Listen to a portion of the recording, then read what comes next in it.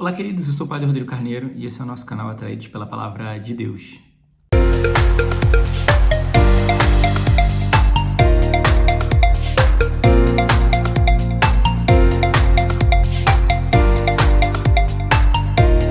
Bem, então seja muito bem-vindo, você que está chegando pela primeira vez aqui no nosso canal, você que já é um atraído pela Palavra de Deus, está fazendo com a gente essa experiência cotidiana da Palavra de Deus. Que a palavra, como diz no Salmo de hoje, a minha alma tem sede de Deus. Que a sua alma tenha cada dia mais sede da palavra, desejo de escutar a palavra. Eu sei, tem muito tempo que eu não falo isso, a importância da gente ler os textos do dia e não só escutar a meditação. Mas também uma coisa que é muito importante é nós compreendermos que eu preciso buscar a palavra como uma necessidade da minha vida. A palavra precisa se tornar uma necessidade no meu dia, como a gente tem necessidade da água, né, para saciar a sede, do alimento para poder comer. A primeira leitura de hoje, do livro dos Atos dos Apóstolos, é o texto onde o povo, os apóstolos, de maneira especial Pedro, está começando a se aproximar dos pagãos para evangelizá-los, mas os judeus era uma novidade para eles, né? Então, um judeu pensar que Pedro estava se sentando à mesa com os pagãos, os judeus não tinham esse costume. Mas essa fazia parte da novidade da transição, né? Do judaísmo para o cristianismo que estava nascendo. Porque nosso Senhor disse que ide a todo mundo e a todos os povos anunciar o evangelho. Então significa que o Senhor, ele queria ir além do povo judeu. Ele queria salvar, curar, restaurar todas as pessoas. O Senhor, como ele vai dizer no Evangelho, ele tinha ovelhas fora do redil. Os judeus eram como as ovelhas do redil, mas ele tinha também ovelhas que estavam fora do redil, que precisavam ser alcançadas. E por isso ele vai fazer essa obra. Então, os judeus estão muito preocupados, né, porque não tinham medo de se misturar, né, medo de se perder nas suas práticas pelo contato com os pagãos. Mas a gente vai ver que Pedro também tinha uma insegurança, mas ele vai fazer porque há uma intervenção de Deus. Ele vai ver a imagem dos panos com as carnes que baixam e o Senhor vai dizer para ele, aquilo que eu purifiquei, não chame de puro. Então, ou seja, vai haver uma intervenção de Deus e Pedro vai agir na obediência. Então isso é muito importante, porque Pedro não vai agir por impulso, pelo que estava na cabeça dele, mas Pedro vai agir na obediência daquilo que Deus falou. E Deus vai trazer para ele que aquilo que ele purificou, aquilo que Deus tornou puro, não pode ser chamado de impuro. Então esse é um elemento muito importante, que Deus está dando a conhecer que ele também quer purificar e fazer a mesma obra. Pedro vai dizer, né? O mesmo Espírito que eu vi descer sobre eles foi o Espírito que desceu sobre nós. Então, Pedro vai ver essa universalidade da graça de Deus, vai ver essa uniformidade da ação de Deus, que ele alcança os pagãos da mesma forma que alcançou os judeus e os seus filhos. Então, isso vai mostrar a amplitude dessa promessa de Deus. Muitas vezes, a gente quando começa a voltar para a igreja, a gente se sente um pouco meio que deslocado, né? Ou quando a gente nunca caminhou na igreja e começa a caminhar de um tempo em diante, a gente se sente meio deslocado, porque a gente acha que as pessoas que estão ali sabem mais, ganham mais do que a gente, são mais cheias de Deus e do Espírito do que a gente. Mas Deus está dando um mesmo e um único Espírito para todos. Ele não está fazendo essa segregação. É um mesmo e único Espírito que ele está repartindo, entregando e dando a todos. A gente vai ver também que o Espírito ordenou Pedro aí sem duvidar. Então, ou seja, foi um mandato de Deus e Pedro o cumpriu. E a gente vai ver que quando a gente cumpre o mandato de Deus, quando Pedro vai à casa desse pessoal que foi lá buscar ele e chega lá, a gente vai ver que o Espírito Santo vai ser derramado naquele lugar. Então, Pedro não invocou o Espírito Santo, ainda não tinha invocado o Espírito Santo, mas quando ele começou a pregar, porque ele estava debaixo de uma obediência, todos ficaram cheios do Espírito Santo.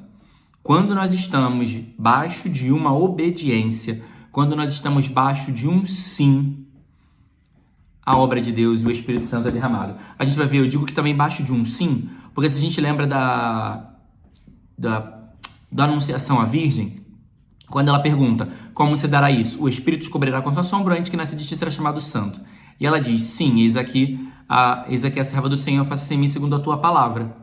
Naquele momento, é o momento em que o Espírito Santo a cobre. Então, ou seja pela fidelidade no sim, ou seja pela obediência, o Espírito Santo é derramado sobre nós. Então, o que a gente precisa para receber o Espírito Santo? Fidelidade no sim e obediência. Fidelidade no sim de cada dia, no seu compromisso simples de ser um bom filho de Deus, um bom cristão, um bom trabalhador, uma boa mãe, um bom pai, um bom marido, uma boa esposa. A sua fidelidade no sim de cada dia vai garantir o derramamento do Espírito sobre a sua vida e sobre a sua casa. Quando nós vamos para também esse salmo, minha alma tem sede, né? A gente vai ver que todos têm sede de Deus. Tem gente que não conhece a Deus e tem uma sede, mas não reconhece que essa sede é de Deus. Eu escutei uma vez um testemunho de uma senhora, esse testemunho me marcou muito, muito, muito. Simples, não tem nada demais, mas me marcou muito. Uma senhora porque eu passava por algo parecido com isso. Uma senhora estava pregando e ela dizia que antes dela se converter, ela vivia uma vida muito mundana, promíscua, bebia, sabe, assim. Mas todos os dias que ela chegava das boates, dos lugares à noite, assim, ainda bêbada, ela deitava na cama e chorava, porque ela sentia que faltava alguma coisa no coração dela. Ela tinha tentado se preencher com bebidas, com sexo, com pessoas, com amizades, mas quando ela chegava em casa, ela se sentia a pessoa mais sozinha do mundo. E ela chorava todas as noites. E o dia que ela fez a experiência dela com o amor de Deus, foi o primeiro dia que ela chegou em casa e dormiu sem se sentir vazia. Por quê? Porque a alma dela tinha uma sede de Deus. Só que ela não sabia que era de Deus. Então ela preenchia com todas essas coisas. Tem muita gente no mundo de hoje se preenchendo com muitas coisas que não são Deus, porque ninguém está ensinando para elas que Deus pode preencher. Então essa também é a nossa missão. Ensinar para as pessoas que Deus pode preencher, que Deus pode dar sentido, que Deus é o sentido da nossa vida. O Evangelho vai falar, né, retomar o Evangelho de ontem, o Senhor, o bom pastor, dá a sua vida pelas ovelhas. Esse texto de João 10, ele é muito interessante porque foi o texto da minha monografia da teologia. E eu fiz uma pesquisa muito profunda, porque eu tinha lido um texto que dizia que a gente traduziu de uma maneira muito superficial. Porque a gente traduz como o bom pastor é aquele que dá a vida pelas ovelhas. Só que o verbo dar, no grego, ele não é usado nesse texto. Não é o verbo dar que está escrito aqui. O verbo dar que é usado em outros lugares, em outras expressões. Mas aqui, o verbo utilizado, com a sua tradução mais própria, seria submete. Coloca à disposição, oferece. Porque quando você submete, você oferece, isso traz uma carga de liberdade pessoal. Então, o pastor, ele livremente oferece a sua vida pelas ovelhas. Dá. Se eu te peço, me dá isso. Ou eu posso te obrigar a me dar. Agora, eu não posso obrigar ninguém a oferecer. Porque oferecer, submeter, não é por coação. Eu coloco à disposição, não por coação, mas isso exige uma liberdade. Eu posso dar por coação. A pessoa está me pedindo, botou uma arma na minha cabeça, eu vou dar. Dar também traz toda uma carga de que eu dou aquilo que eu tenho, que eu posso. Por exemplo, me dá R$1. Só tenho 50 centavos. Então eu dou aquilo que eu tenho ou aquilo que eu posso. Oferecer, no sentido aqui do bom pastor, é colocar tudo à disposição. O pastor, ele coloca a vida dele inteira à disposição. Porque vai dizer, quando é um assalariado, uma pessoa que é paga, ou seja, ela está fazendo por dinheiro, se chega um lobo, um assaltante, ele foge, porque ele tem apego à sua própria vida. Mas o bom pastor que entrega a sua própria vida pela ovelha, ele enfrenta o assaltante, ele enfrenta o lobo. Então, a dimensão do pastoreio é essa dimensão daquele que entregou tudo o que tem.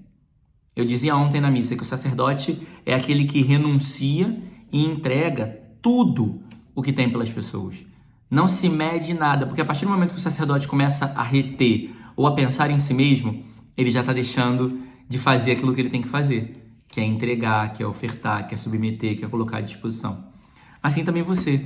é chamado não somente a dar pela sua família, mas colocar à disposição, entregar e ofertar. Porque a sua oferta se transforma em salvação para sua casa. Então oferte tudo o que você tem pela sua família, pelos seus amigos, pelo seu trabalho e pela sua pastoral, para que você possa colher frutos de salvação. Louvado seja nosso Senhor Jesus Cristo, para sempre seja louvado.